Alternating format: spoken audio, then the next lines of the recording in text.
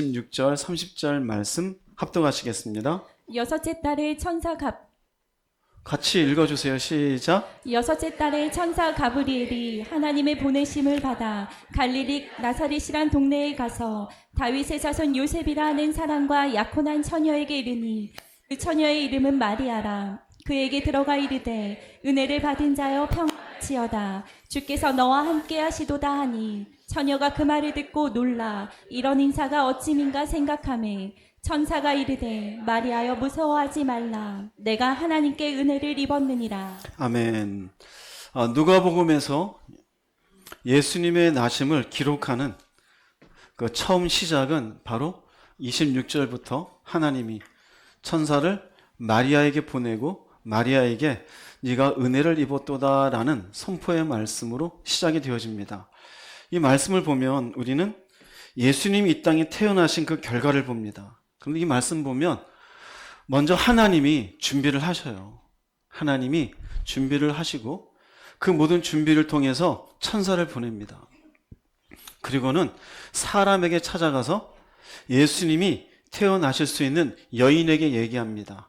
은혜를 받은 자여 네가 하나님께 은혜를 입었느니라. 성탄에 대한 여러 가지 많은 다각도의 하나님의 어떤 의미들을 찾아볼 수가 있습니다. 근데 어쩌면 우리는 실제 이 땅에 예수님께서 몸을 입으셨던 마리아의 입장에서는 과연 예수님의 이 땅에 나심이 어떤 의미였을까를 사실은 크게 생각지 않습니다. 천사들이 주로 이야기했던 것, 하나님께 영광이고 땅에는 기뻐하심을 입은 자들에게 평화로다. 내지는 동방박사 얘기들, 아니면 목자들 이야기들, 그런 정도의 이렇게 어떤 관점에서 보게 되는데요. 오늘은 마리아라는 여인을 통해서, 그리고 이 마리아는 어떻게 예수님이라고 하는 이 귀한 하나님이 몸을 입게 되는 과정 속에 쓰임받게 되었고, 또 마리아 입장에서는 어떤 의미가 있는지를 보겠습니다. 만약에 보면은 하나님이 마리아에게 이렇게 말씀을 전하는데 마리아가 나는 모르겠어요 그러면 끝나는 거였어요. 그죠? 이건 우리가 생각지 않는 부분이잖아요. 먼저 마리아에게 보는, 그리고 마리아를 통해서 우리에게 주는 성탄의 메시지 첫 번째는 순종의 위대한 힘입니다. 순종이 위대한 힘이에요. 우리가 조금 전에 보았듯이 천사가 와서 얘기합니다. 네가 하나님께 은혜를 입었느니라. 그럼 우리가 은혜를 입었다 그러면은 갑자기 생각할 수 있는 게 큰 돈이 생기나? 갑자기 땅이 생기나? 뭘 줄라 그럴까? 로또 맞는 느낌 아니에요? 뭔가 커다란? 그런데 마리아에게 네가 은혜를 입었느니라 그러고 하는 얘기는 뭐냐면 누가복음 1장 31절 읽어보겠습니다. 보라 내가 잉태하여 아들을 낳으리니 그 이름을 예수라 하라. 이게 로또입니까? 약혼한 처녀이잖아요. 결혼도 안 했어요. 네가 은혜를 입었대요. 그런데 하시는 말씀은 네가 아들을 낳을 거래요. 이해하기 쉬워요? 어려워요? 굉장히 어렵잖아요. 그래서 마리아도 얘기합니다. 누가복음 1장 34, 35절 읽어보겠습니다. 마리아가 천사에게 말하되 나는 남자를 알지 못하니 어찌 이 일이 있으리이까. 천사가 대답하되 이르되 성령이 내게 임하시고 지극히 높으신 이의 능력이 너를 덮으시리니 이러므로 나실 바 거룩한 이는 하나님의 아들이라 일컬어지리라. 34절에 보면은 당연한 얘기를 합니다. 아니 나는 남자를 알지 못합니다. 나는 남자 합방한 일이 없습니다. 어떻게 아이를 잉태한다는 말입니까? 35절은 천사의 얘기예요. 즉 34절에서의 마리아의 대답은 지극히 상식적인 대답이에요. 지극히. 남자를 알지도 못하는데 어떻게 아이를 잉태하고 그 아이를 낳게 된다는 얘기입니까? 천사의 대답은 아니, 하나님의 능력은 그것을 가능하게 한다. 그는 하나님의 아들이라고 일컬으리라. 조금 전에 천사가 와서 얘기합니다. 네가 하나님께 은혜를 입었어. 기대를 합니다. 네가 아들을 낳을 거야. 이건 뭔 소리야? 난 남자를 알지 못하는데? 천사가 말합니다. 성령이 너한테 임하고 하나님의 능력이 너한테 임하면 네가 남자를 몰라도 애를 가질 수 있어. 여러분은 어떻게 하시겠어요? 여러분이라면? 만약에 이 순간에 돈 줄 것도 아니고 내 인생에 괜히 딴지 거지 마시고 딴 집 가서 이런 얘기 해보세요. 나한테 왜 내가 뭔 죄를 지었다가 나한테 왜 이러시는 겁니까? 그냥 가세요. 이랬으면 어떻게 됐을까요? 예수 그리스도 이 땅에 태어나시면 여러 군데를 거쳐야 됐을 거예요. 성경의 기록은 달라졌을 거예요. 그런데 누가복음 1장 38절에 마리아가 이렇게 얘기합니다. 읽어보겠습니다. 마리아가 이르되 주의 여종이오니 말씀대로 내게 이루어지이다 하매 천사가 떠나가니라. 단순합니다. 그런데 명확합니다. 마리아가 말합니다. 주의 여종입니다. 말씀대로 내게 이루어질 겁니다. 자, 여기에서 마리아는 나름대로 상식이 있어요, 없어요? 있어요, 없어요? 없어요? 있어요, 있어요. 남자와 관계한 적이 없는데 무슨 아이를 가져요. 그런데 선택은 어떻게 해요? 말씀을 선택해요. 굉장히 중요합니다. 우리 신앙은 있잖아요. 사실은 순종의 연속이 신앙이에요. 순종이 왜 안 되는지 아세요? 상식과 합리적인 생각에 머물러서 그래요. 내가 생각하기에 따져보니까 이게 또 좋잖아. 말씀은 손해보잖아. 힘들어서 어떡해. 그럼 말도 안 돼. 그런데 보세요. 무엇을 선택합니까? 마리아는 말씀을 선택해. 이게 뭔지 아세요? 이게 순종이에요. 순종은 내 상식을 선택하는 게 아니에요. 순종은 자신의 상식과 합리적인 사고를 넘어서는 것이, 할렐루야. 이 성탄을 맞으면서 마리아의 입장에서 주님의 오심이 어떤 의미일까를 볼 때 첫 번째는 바로 순종의 위대한 힘을 배워야 돼요. 내가 예수를 믿고 하나님을 섬긴다면서 합리적 사고 안에만 머물러 있다라면은 결단코 이 사람은 하나님의 일을 경험할 수가 없습니다. 하나님의 일을 경험할 수 없으니 이 사람은 늘상 인생 속에 무엇인가 좋은 일만 생기면 이건 누가 한 거예요? 내가 한 게 되어져요. 하나님이 한 게 아니에요. 성경을 볼게요. 성경에 일일이 말할 수 없는 수많은 기적들은 모두 순종의 결과예요. 홍해바다도 갈라졌잖아요. 순종의 결과예요. 요단강도 갈라졌잖아요. 순종의 결과예요. 여리고성이 무너졌잖아요. 순종의 결과예요. 신약에 와서 예수님이 눈먼 사람이 있는데 진흙을 집어가지고 침을 뱉어서 짓이긴 다음에 눈에 발라줘요. 그렇게 얘기합니다. 실로암 연못에 가서 씻어라. 그 순간에 그 사람의 기분 나빠서 왜 더럽게 침 발라서 내 눈에 발랐느냐 이랬으면 아무 일도 안 일어나는 거예요. 근데 그 사람은 상식과 합리적인 사고를 떠나서 실로암 연못에가 씻었을 때 눈이 어떻게 될까요? 눈이 열리게 되어져요. 예수께서 이 땅에 태어나시는 놀라운 일의 시작은 하나님이셨어요. 그 계획이 성취되는 그 중간에 가장 중요한 역할을 하는 마리아는 순종의 사람이었어요.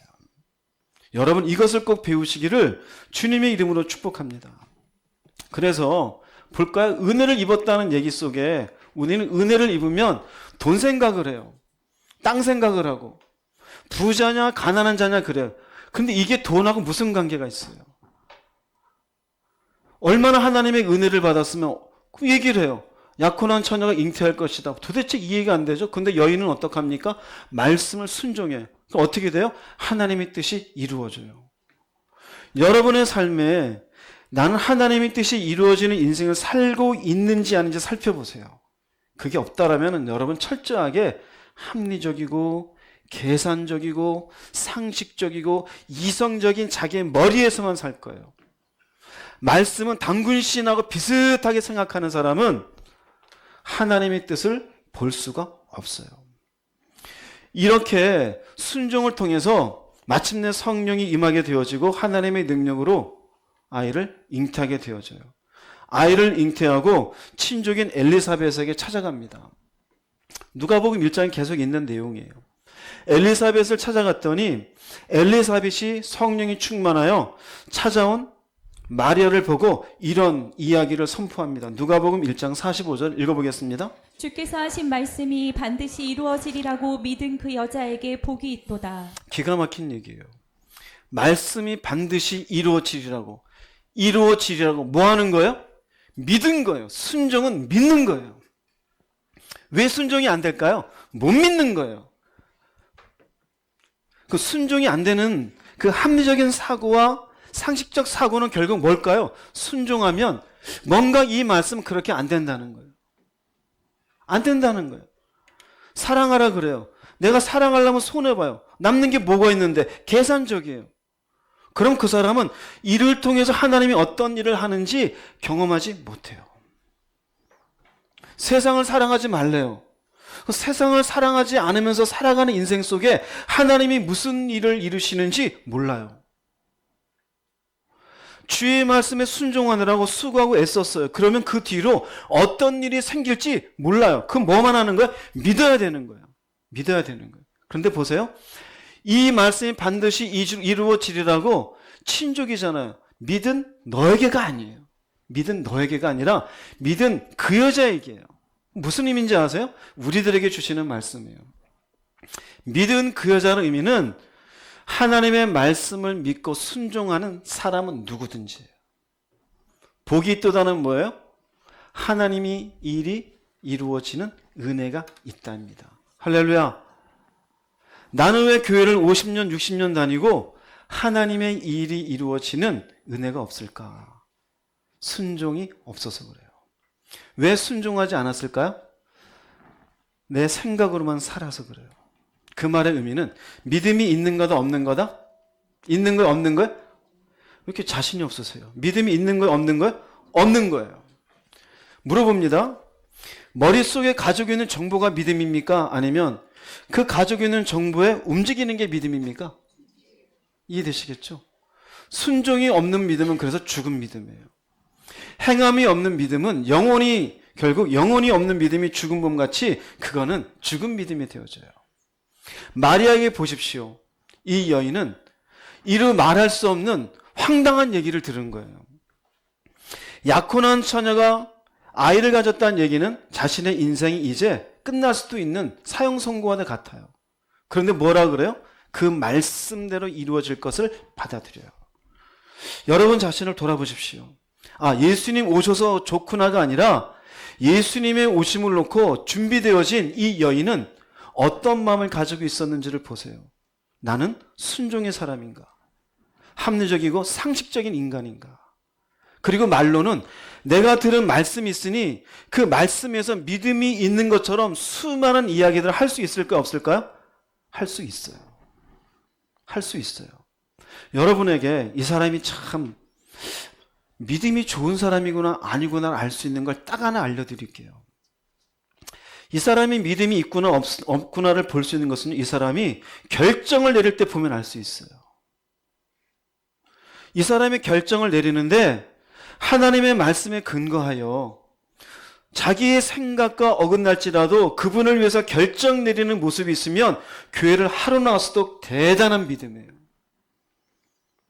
그런데 환상도 보고 방언도 하고 교회를 수십 년 다녔고 교회에서 봉사를 했었고 직분도 있고 별별별 일들을 다 경험했다는데 모든 결정을 내리는 것 보면은 항상 자기 생각대로 해요. 입으로는 창세기가 어떻고 사무엘이 어떻고 계시록이 어떻고 기도는 다 얘기해요. 근데 결정하는 거 보면 항상 자기 생각의 바운더리 안에서 있어요. 그때는 불쌍히 여기세요. 믿음이 있다 없다? 믿음이 없구나. 정죄하라는 얘기가 아니에요. 아직 젖먹는 어린아이 같은 신앙이구나. 마리아는 순종이 얼마나 위대한지 우리에게 보여줘요. 이로 인하여서 하나님의 일이, 즉 그분이 계획하셨던 이 땅을 구원하고자 한 구원의 계획의 첫 발자국, 결국 예수님이 인간의 모습으로 태어나시는 그 처음의 순간을 허락하는 몸이 되어져요. 여러분이 순종의 사람이 되시기 바랍니다. 똑똑한 상식 안에서 살지 마시고 말씀 앞에 그 말씀이 그대로 이루어질 줄을 믿고 말씀 앞에 순종하는 여러분 되시기를 주님의 이름으로 축복합니다. 이렇게 마리아가 엘리사벳에게 좋은 소리를 듣습니다. 주께서 하신 말씀이 반드시 이루어지리라고 믿은 그 여자에게 복이 있도다. 이 얘기를 듣고 마리아도 성령이 충만하여 자신이 이 아이를 갖게 된 것이 어떤 의미가 있는지에 대해서 찬양을 합니다. 이른바 마리아의 찬양이라고도 하고 마리아의 송가라고도 얘기해요. 뭐 그 말은 그 말이죠.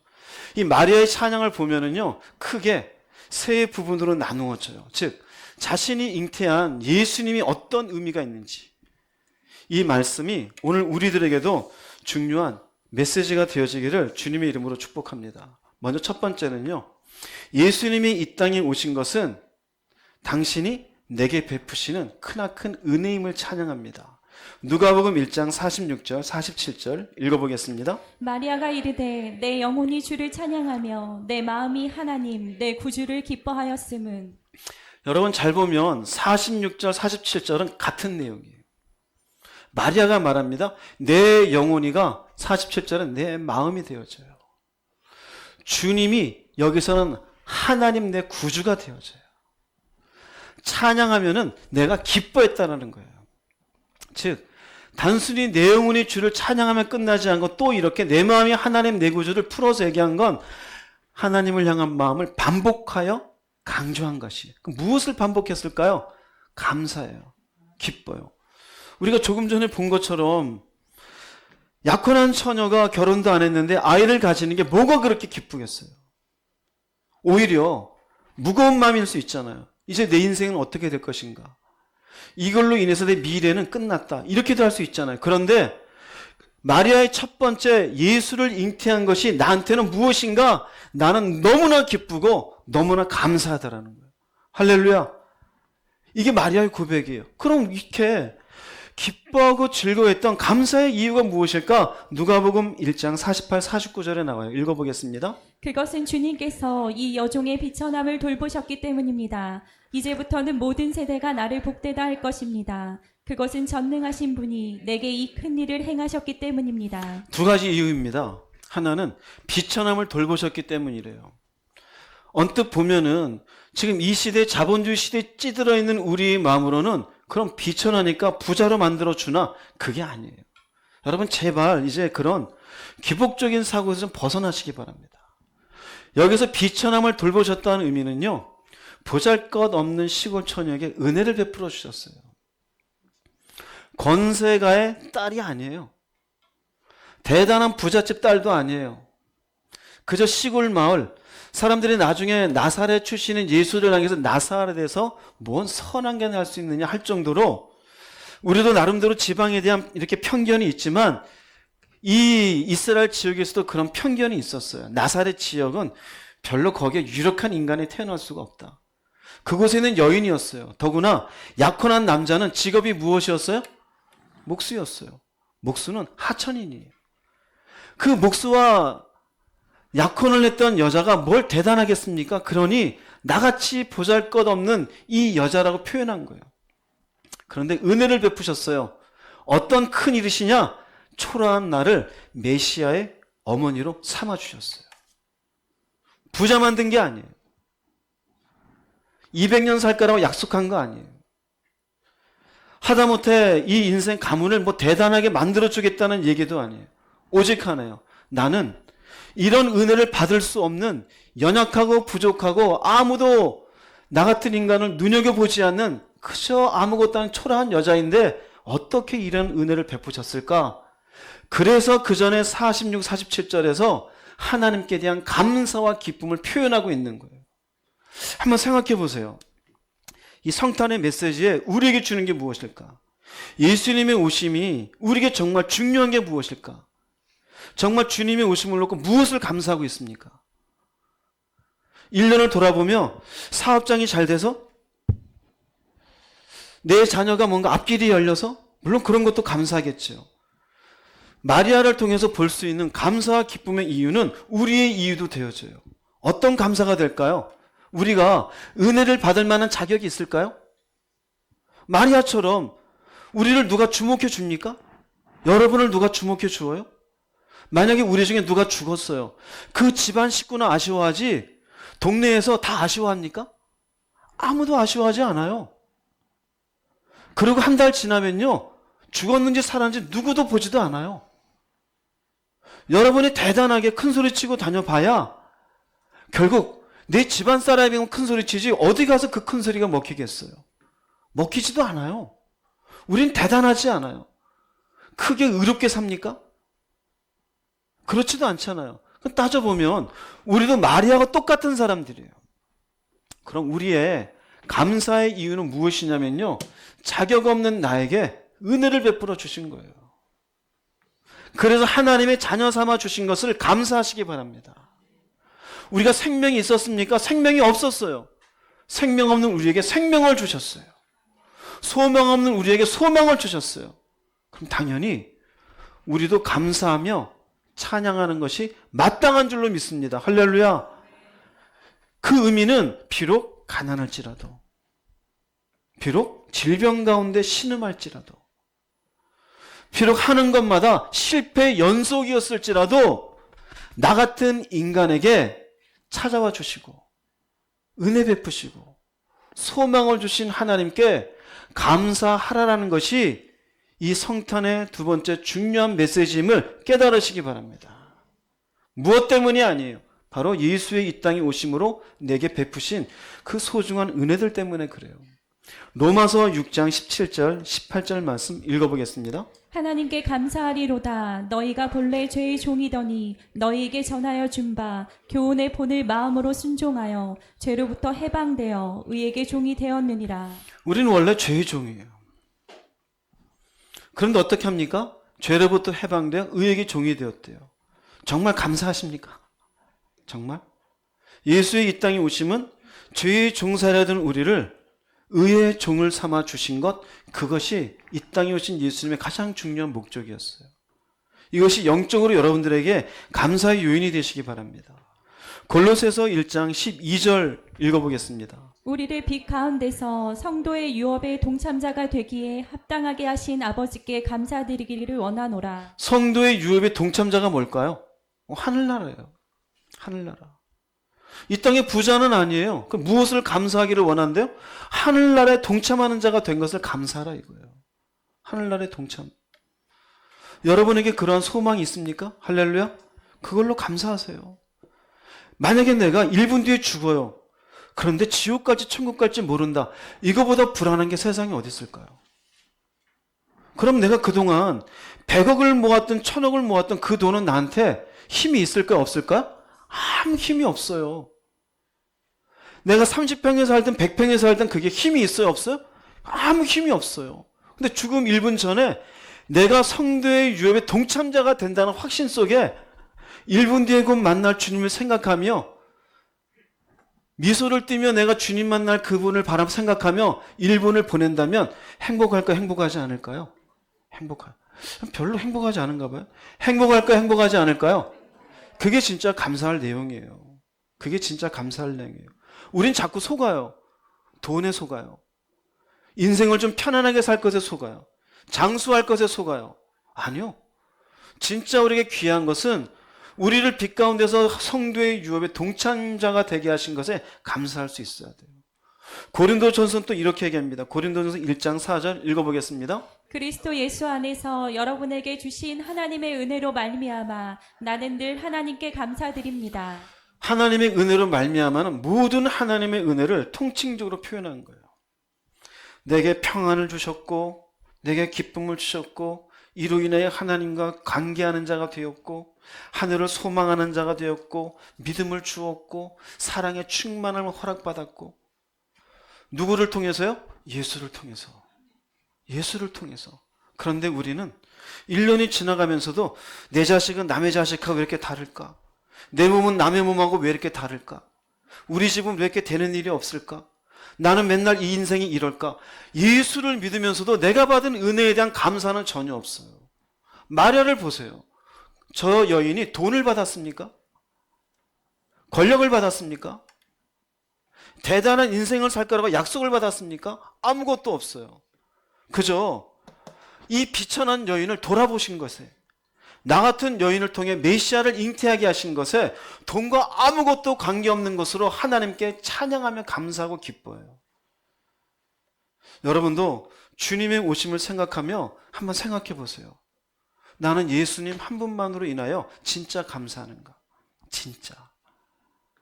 다른 것들이 사라져 가더라도, 손실되어져 가더라도 나는 예수로 인하여 정말 이와 같은 은혜를 받은 것에 나는 감사하는 사람인가? 이런 감사를 여러분 내면 속에 발견하기를 주님의 이름으로 축복합니다. 두 번째로 마리아가 예수님이 오심으로 찬양하는 두 번째 내용은 은혜의 대상이 누구인지를 찬양합니다. 조금 전에 얘기했잖아요. 은혜를 하나님께 감사했다고. 그런데 은혜의 대상을 아무나 다 은혜 받는 게 아니래요. 볼게요. 누가복음 1장 50절 말씀 읽어보겠습니다. 긍휼하심이 두려워하는 자에게 대대로 이르는도다. 긍휼하심이란 의미는 예수의 이 땅에 오시어서 불쌍히 여기심으로 그를 죄 가운데 건져 주시는 은혜를 얘기해요. 그리하여 그 건지심의 은혜를 통해서 믿음의 길을 살아가면서 마침내 하나님의 계신 그 하늘나라를 향해서 살아갈 수 있는 길을 이끌어가는 자를 얘기해요. 그런데 누구한테 이른데요? 두려워하는 자예요. 두려워하다는 의미는 경외하다요. 여러분들의 신앙생활에 몇몇 중요한 단어들이 있는데요. 신앙생활을 해가면 해갈수록 정말 선명하게 드러나는 단어 중에 하나는 경외예요. 왠지 알아요? 그분이 안 보이기 때문에 그래요. 그런데 신앙생활을 좀 더 하면서 믿은 건데 가면은요, 보여요. 보인다는 의미는 보이지 않는데 명확하게 나와 함께 계셔요. 그분이 내 일거수일투족뿐만 아니라 내 생각과 내 마음의 흐름까지 다 알고 계셔요. 누구는 아무도 모르는데 내 생각까지도 보시는 하나님으로 인하여 이런 생각을 가지면 안 되시라는 마음을 갖게 돼요. 그게 어떤 마음일까요? 경외예요. 경외예요. 즉, 이 경외하는 것으로 인하여 내가 무엇인가 죄성으로 인한 잘못된 길을 가려고 할 때 멈추게 하는 게 경외예요. 아니면 내가 순종하려고 할 때 이 순종을 하지 않으려고 할 때 뒤에서 미는 힘이 경외예요. 순종을 방해하는 것은 경외가 아니에요. 그런데요, 긍휼하심이 두려운 자에게 대대로 이른다는 의미는 이게 기준이에요. 하나님의 은혜는요, 이런 사람들에게 베풀어져요.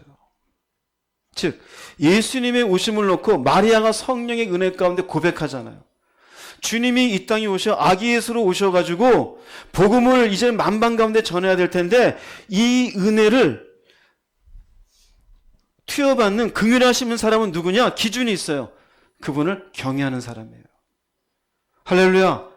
자, 그럼 여기까지 얘기하면은 도대체 무슨 말일까 할 수 있어요. 그래서 친절하죠? 50절이잖아요. 51절에서 53절은 여기에 대한 예를 보여줍니다. 51절, 53절 읽어보겠습니다. 그의 팔로 힘을 보이사 마음의 생각이 교만한 자들을 흩으셨고 건세 있는 자를 그 위에서 내리치셨으며 비천한 자를 높이셨고 줄이는 자를 좋은 것으로 배불리셨으며 부자는 빈손으로 보내셨도다. 우리가 이 말씀을 잘못 읽으면 오해할 수 있어요. 권세가 있고 부자는 그럼 이 사람들은 악인인가 다? 아니면 비천하고 줄이는 사람, 가난하고 힘들게 사는 사람들은 다 선인인가? 오해할 수 있어요. 아니요, 그런 게 아니에요. 이 앞절에 얘기했잖아요.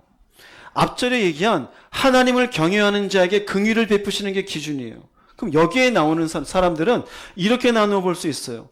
마음이 생각이 교만한 사람, 권세 있는 사람, 부자는 하나님을 경외하지 않은 사람들이에요. 마음의 생각이 교만하던 교만은 부풀어 올랐어요. 자기의 생각, 합리적인 생각, 자기가 배운 것, 자기 상식, 똑똑해요. 하나님을 경외하지 않는 의미는 자기의 생각을 말씀보다 중요하게 여겨요. 이게 두려워하지 않는 거예요. 권세 있는 사람, 힘이 있죠. 하나님의 능력보다 자기가 갖고 있는 능력을 더 중요하게 여겨요. 부자, 돈이 있죠. 자기가 갖고 있는 돈으로 마음껏 쓸 수 있으니 하나님 앞에 자신이 살고 싶은 대로 살게 되어지지 그분이 요구한 대로 살지 않게 되어져요. 그래서 심판이에요. 그런데 비천한 자, 줄이는 자, 표현은 이렇게 돼 있지만 가진 게 없고 힘든 사람들은 하나님을 두려워했어요. 긍휼히 여김을 받는다라는 거예요. 여기서 오해하지 마세요. 앞에는 잊어버려도 돼요. 부자일지라도, 여러분이 국회의원일지라도, 가난할지라도, 일반 직장일지라도 어떤 사람이 되면 돼요? 하나님을 두려워하는 사람이 되십시오. 하나님을 두려워하는 사람 되세요. 의외로 있잖아요. 예수를 믿는 사람이 하나님 얘기 많이 하는데 하나님이 계신 것을 믿지 않아요. 예전에 제가 교도소에 예배를 거의 1년 동안 한 달에 한 번씩 드린 적이 있어요. 원주 교도소에. 그곳에 가서 예배 드리면은 많은 죄수들 중에 예배 드린 초소는 한 15명밖에 안 되니 처음에 최고수부터 이렇게 차례차례 와요. 사형수도 있고요. 무기징역자도 있고요. 어느 사람이 인사하면서 그래. 제가 저기서 제일 막내입니다. 나이가 막내 같지 않은데요. 제가 여기서 살 날이 18년 남았습니다. 막내래요. 옆에 있는 사람은 저는 무기징역입니다. 사형수. 빨간 표차를 달고 있어요. 그 사람들 얘기를 들으면요. 다 교회 다닌 사람들이에요. 아내를 죽인 사람, 남의 집에 가가지고 몇 사람을 죽인 사람, 친구를 죽인 사람. 그 사람들이 하나님을 경외하는 마음이 있었으면 아내를 죽였을까요? 담을 타고 들어가서 그 멀쩡한 가정을 파탄낼 마음을 가질까요? 가지지 않았겠죠.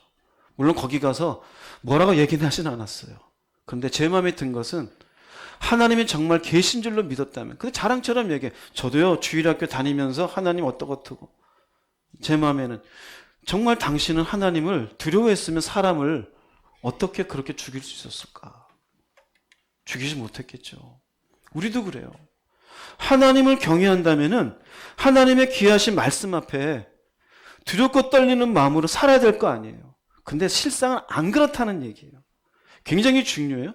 예수께서 하시는 비유 가운데 이런 내용이 나와요. 한번 볼게요. 누가복음 12장 19절 21절 읽어보겠습니다. 내가 내 영혼에게 이르되 영혼아 여러 해 쓸 물건을 많이 쌓아두었으니 평안히 쉬고 먹고 마시고 즐거워하자 하리라 하되 하나님이 이르시되 어리석은 자여 오늘 밤에 내 영혼을 도로 찾으리니 그러면 내 준비한 것이 누구의 것이 되겠느냐 하셨으니 자기를 위하여 재물을 쌓아두고 하나님께 대하여 부요하지 못한 자가 이와 같으니라. 보세요. 이 사람은 말합니다. 영혼에게 말해요. 영혼아 평안히 쉬고 먹고 마시자. 하나님 뭐라 그래요? 네 영혼을 도로 찾으리니. 왜 도로 찾을까요? 지난번에 말씀드렸잖아요. 스피릿, 우리의 영은 하나님의 것이에요. 그분이 생기를 불어넣으셔서 우리가 생명이 되었다 얘기했죠. 근데 이 사람은 어떻게 생각했어요? 돈 많이 벌어서 평안히 씻고 먹고 마시면 내 영혼이 잘 되는 줄 생각했어요. 그 영혼은 하나님과 좋은 관계를 유지할 때 잘 되는 건데 뭘까요?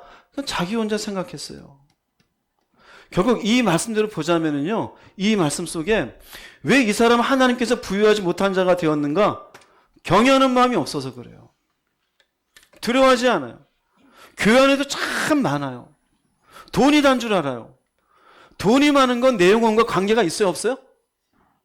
대답이 적어져요. 관계가 있어요, 없어요? 없어요. 없어요. 내 영혼의 관계 있는 것은 하나님과의 좋은 관계예요. 근데 교회에 나와서 늘상 돈만 많이 벌면 좋대요. 결국 이러니 조금 전에 봤잖아요. 마리아가 찬양하는 가운데 부자도 줄이는도다. 권세 있는 자도 그 마음이 교만한 자를 치시는도다. 두려워하지 않으니 자기 마음대로 산 거예요. 자기 마음대로. 하나님 말씀하지도 않았는데. 결국 이 사람 어디로 갈까요? 지옥이겠죠. 그죠?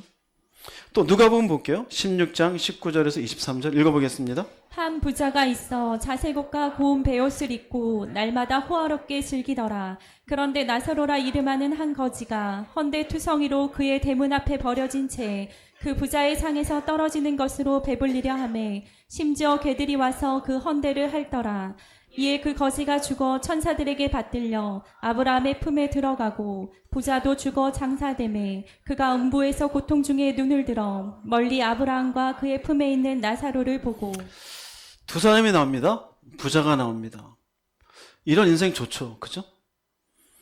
잘 먹고 잘 살고 넓은 집에 좋은 차에 떵떵거리고 편안하게 살았어요. 나사로는 이런 인생 싫잖아요. 이 사람이 내던진 거 주워 먹어요. 헌데를 앓더라. 상처가 나서 피부병을 앓고 있어요. 개가 와서 헐탔던 의미는 인생이 개처럼 밑바닥에 있는 거예요.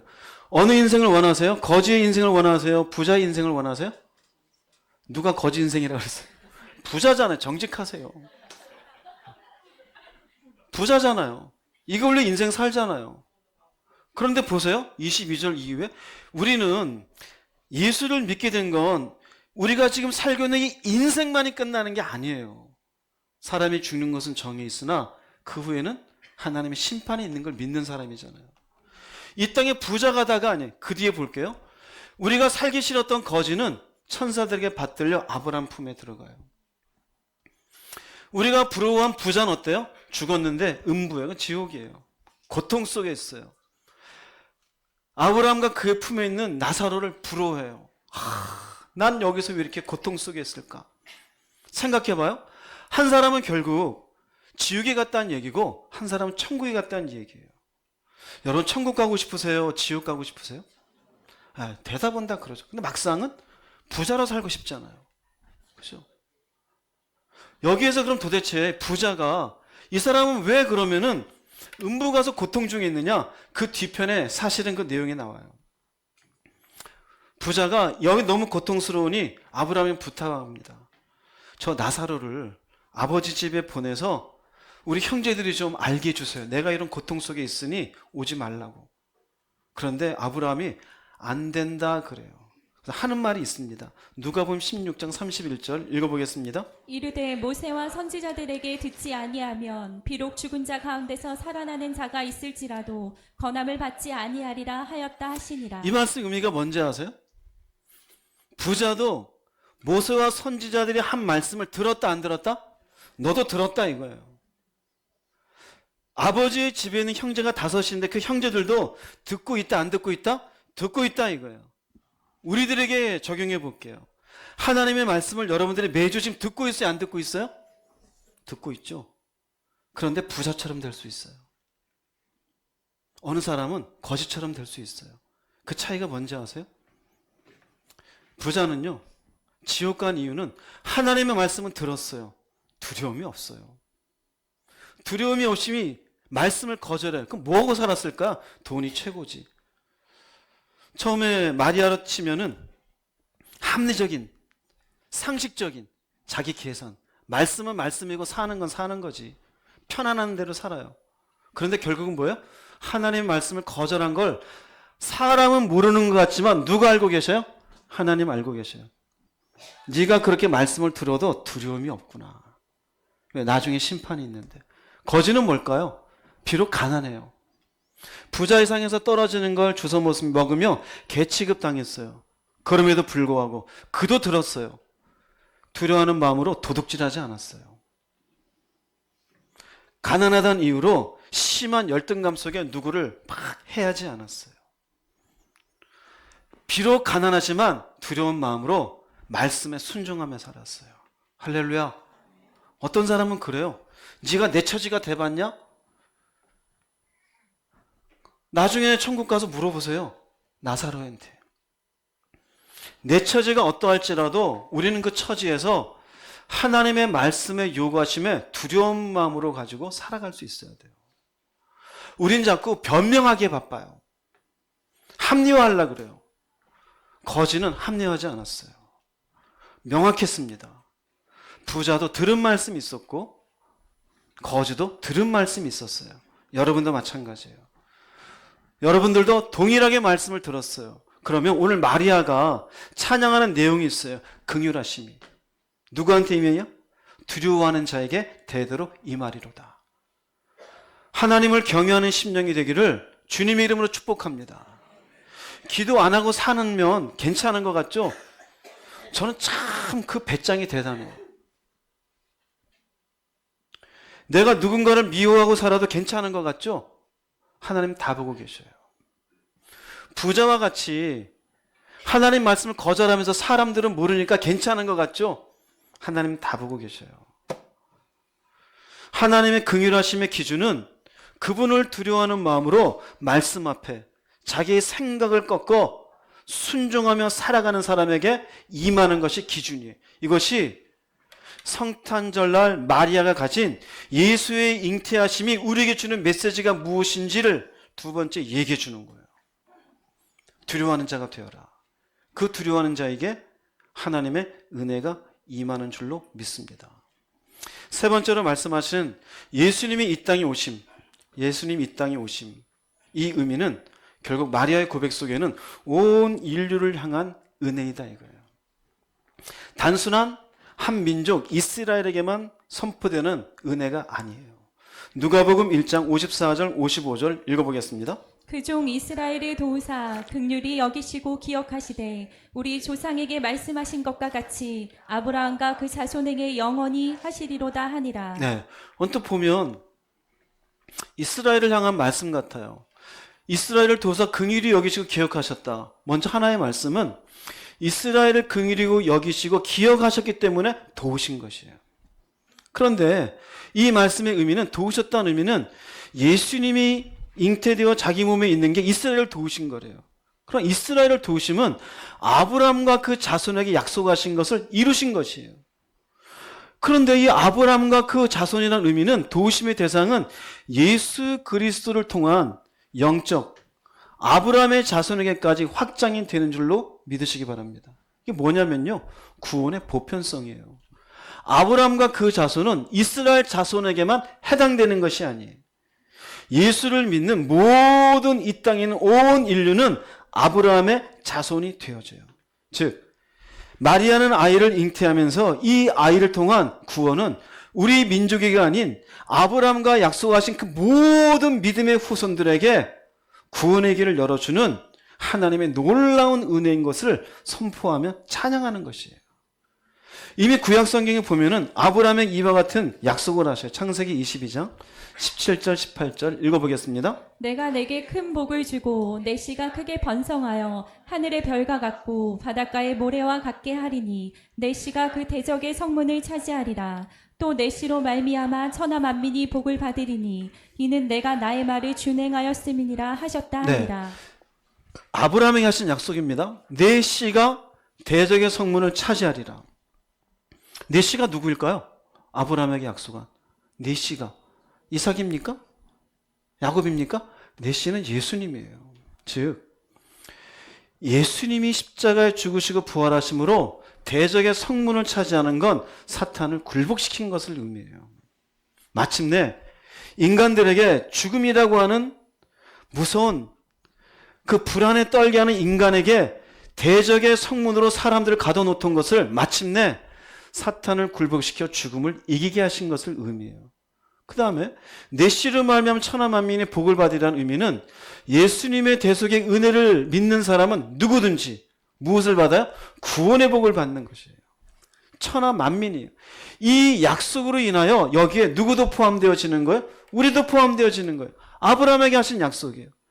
이 약속은 이삭에게도 약속이에요. 창세기 26장 3절 4절 읽어보겠습니다. 이 땅에 거류하면 내가 너와 함께 있어 내게 복을 주고 내가 이 모든 땅을 너와 내 자손에게 주리라. 내가 내 아버지 아브라함에게 맹세한 것을 이루어 내 자손을 하늘의 별과 같이 번성하게 하며 이 모든 땅을 내 자손에게 주리니 내 자손으로 말미암아 천하 만민이 복을 받으리라. 네, 아브라함에게 약속한 것처럼 너한테도 다시 약속한다 이거예요.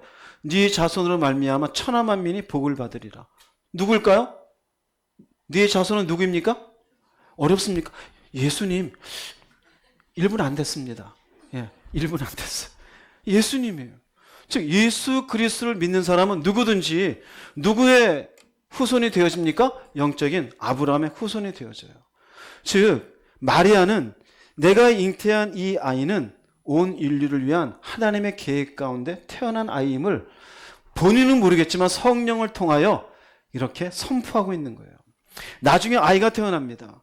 아이가 태어나고 이 아기 예수를 안고 예루살렘 성전을 올라갈 때 시므온이라는 사람이 이 아이를 안고 이렇게 고백합니다. 누가복음 2장 30절 32절 읽어보겠습니다. 주님의 구원을 제 눈으로 보았습니다. 만민에게 베푸신 구원을 보았습니다. 그 구원은 이방인들에게는 주의 길을 밝히는 빛이 되고 주의 백성 이스라엘에게는 영광이 됩니다. 구원을 보았대요. 누구한테 베풀어요? 만민에게. 이 구원은 이방인들에게 주의 길을 밝히는 빛이래요. 백성에게는 영광이 된대요. 즉 주님이 오심을 놓고 하나님께 이 시몬이 찬양하면서 구원을 얘기하는 거예요. 구원을. 무엇을 말씀드리고 싶으냐면요, 내가 구원을 향해서 가고 있음을 감사하시기 바랍니다.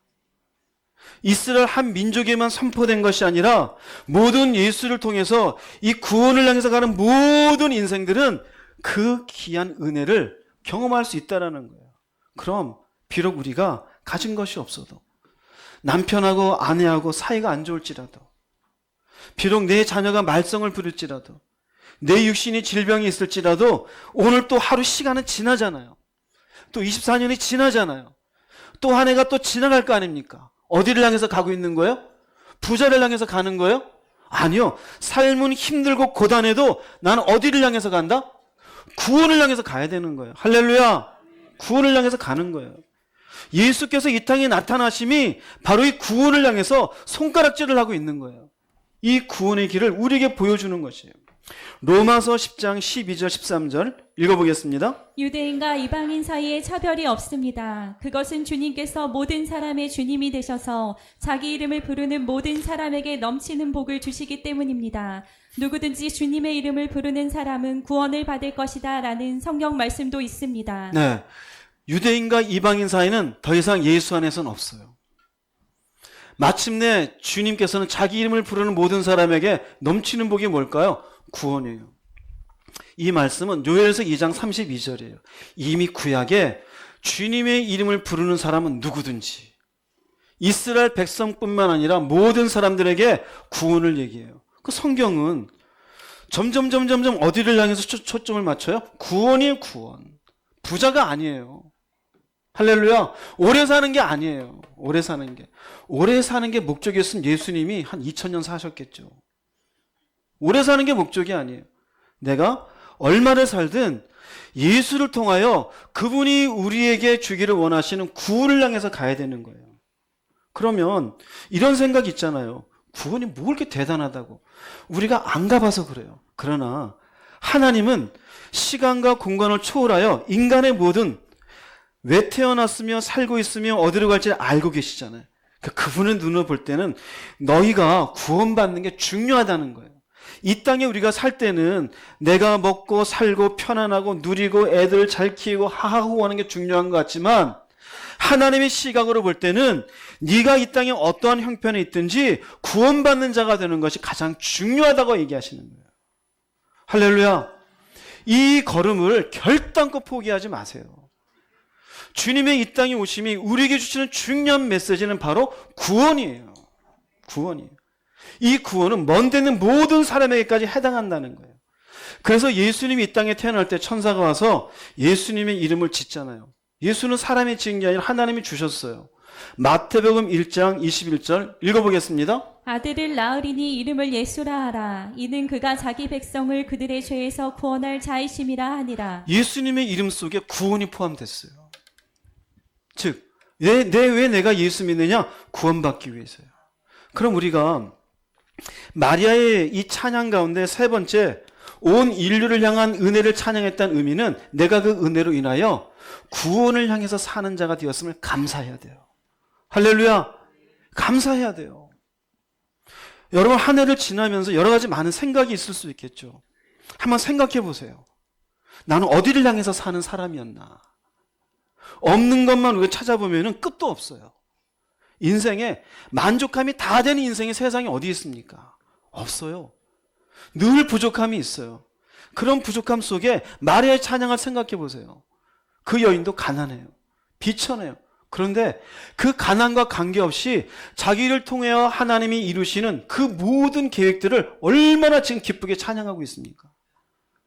우리는 예수를 믿는 사람이에요. 그 예수를 믿으면서 어디를 향해 가세요? 자식을 향해 있습니까? 제발 때려치우세요. 돈을 향해 있습니까? 그만 좀 멈추세요. 장수를 하려고 언제까지 살면 장수입니까? 어디까지 가야 돼요? 그런데 구원을 향하면요, 오늘 죽어도 괜찮아가 돼요. 할렐루야. 육체는 조금 불편하고 힘들 수 있어요. 그건 70에 80의 인생으로 끝이 나요.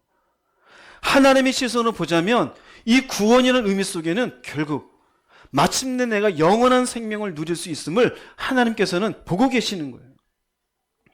그러므로 예수의 이 땅에 오심이 무엇보다도 우리에게 귀한 것은 구원의 길이 우리에게 열려진 것이 귀한 것이에요. 할렐루야. 정욕을 이겨내세요. 세상을 사랑하던 마음을 그만 좀 멈추십시오. 눈에 보이는 것들에 이제 쫓아다니는 인생 되지 마세요. 상식 속에, 합리적인 생각 속에 하나님의 말씀을 거절하는 인생이 되지 마십시오. 예수는 우리를 죄 가운데서 구원할 분이 되어집니다. 결론을 내리겠습니다. 누가복음 2장 11절 말씀 읽어보겠습니다. 오늘 다윗의 동네에 너희를 위하여 구주가 나셨으니 곧 그리스도 주시니라. 네, 너희를 위해서 구주가 나셨대요. 오늘의 말씀을 정리하면 이 구주, 예수께서 태어나시기 위해서는 마리아의 순종이 있었어요. 순종이 없었으면 예수는 이 땅에 태어나기 힘드셨어요. 두 번째로 마리아는 얘기합니다. 자신의 몸에서 잉태가 되어진 예수님을 놓고 이 비천한 여인의 몸을 통하여 메시아를 품게 하시니 감사합니다. 우리도 그래요. 은혜를 입을 수 없는 존재인데 은혜를 입었어요. 생명이 없는 존재인데 생명을 가졌어요. 소망이 없던 인생인데 소망을 가졌어요. 감사하는 인생이 되십시오. 두 번째로 마리아는 얘기합니다. 누가 은혜의 대상이 될 것인가? 여호와를 경외하는 자입니다. 두려워하십시오. 함부로 말씀을 거절하지 마십시오. 함부로 여러분의 언어와 생각을 여러분의 말씀에 벗어나는 것으로 사용하지 마십시오. 경외하는 자에게 하나님의 긍휼하심이 있습니다. 세 번째는 구원입니다. 마침내 우리도 예수 안에서 아브라함의 자손이 되었어요. 삶에 여러 가지 중요한 일들이 있고 해결해야 될 짐들도 있겠지요. 그러나 힘들고 어려울지라도 허리는 휘어지더라도 구원을 향해서 가야 됩니다. 돈도 벌어야 되고 사업도 해야 되고 직장도 가야 되겠지요. 그러나 구원을 향한 걸음은 제발 멈추지 마십시오. 내가 어떻게 살아야 되는지, 그분을 어떻게 신뢰해야 되는지, 남아있는 인생을 어떻게 보내는 것이 영광이 되는 것인지, 나한테 이익거리를 따지는 인생 되지 마시고 나는 어디를 향해서 사는 인생인지를 보십시오. 구주가 나셨습니다. 곧 그리스도는 구원주예요. 메시아예요. 그리스도 주시니라. 부자 되기 위한 도구가 아니에요. 우리를 구원하기 위한 구세주이십니다. 이 구세주를 주님의 오심을 놓고 기뻐하며 여러분 자신이 나는 과연 어떤 감사가 있는지를 되돌아보는 한 해가 될 수 있기를 주님의 이름으로 축복합니다. 기도하시겠습니다. 말씀을 생각하시면서 주님의 이 땅에 오심을 놓고 나는 과연 어떤 마음인지, 여러 가지 많은 삶의 상체기가 있을 수 있죠. 무게도 있을 수 있죠. 이젠 제발 돌이키세요. 교만한 자리에서 벗어나십시오. 합리성에서 벗어나십시오. 내가 어떤 은혜를 받았는지, 나는 과연 하나님을 두려워하는 사람인지, 구원의 길을 가는 사람인지를 생각하시고 다시 한번 걸음을 돌이키며 주를 향해 갈 수 있기를 바랍니다. 주님 한번 부르시고 통성으로 기도하겠습니다.